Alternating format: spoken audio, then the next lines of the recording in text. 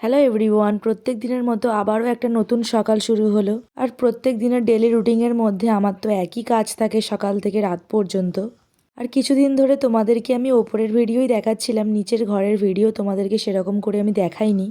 তো দেখো, নিচের ঘরের বিছানা কিন্তু আমি ভালো করে গুছিয়ে নিয়ে জানালাটাকে খুলে দিলাম। আর প্রত্যেক দিন যেই একঘেয়ে জীবন, কিন্তু মাঝে মাঝে বেশ ভালো লাগে।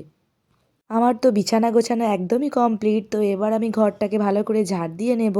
তো এই ঘরের সাথে আমি পুরো বাড়িটাই ডিপ ক্লিন করে নিয়েছি। তো আমি শুধু দেখালাম আমার ঘরটাই, কারণ সমস্তটা শেয়ার করা সম্ভব হয় না আমার দ্বারা। আমার এই যে নিচের ঘরটা তোমরা দেখতে পাচ্ছ, গরমকালে এই ঘরটা এত ঠান্ডা, মানে তোমাদের এসিরও প্রয়োজন হবে না। এই ঘরে গরমকালে শুয়ে খুব শান্তি লাগে। তার কারণেই ঘরের পিছন দিকটা একটুও রোদ পায় না, তার কারণেই ঘরটা এত ঠান্ডা। তাই যখন শীতকাল পড়ে তখন কিন্তু আমরা উপরের ঘরে চলে যাই, কারণ উপরের ঘরটা বেশ গরম। আবার সেই মতো যখন গরমকাল পড়ে তখন কিন্তু আমরা নিচের ঘরে নেমে আসি।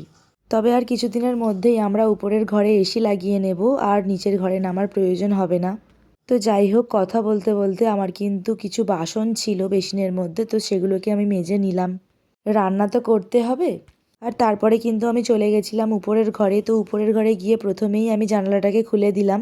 আর উপরের ঘরের চাদরটাও কিন্তু আমি চেঞ্জ করে নিলাম। এই যে আমার কিন্তু একটা অভ্যাস আছে যে চাদর দুদিন ছাড়া আমার চেঞ্জ করতে হয়, না হলে মনটা যেন কেমন কেমন করে। যতক্ষণ না ঘরগুলোকে নিজের মনের মতো করে গোছাবো ততক্ষণ আমার মনের মধ্যে অশান্তি কাজ করে।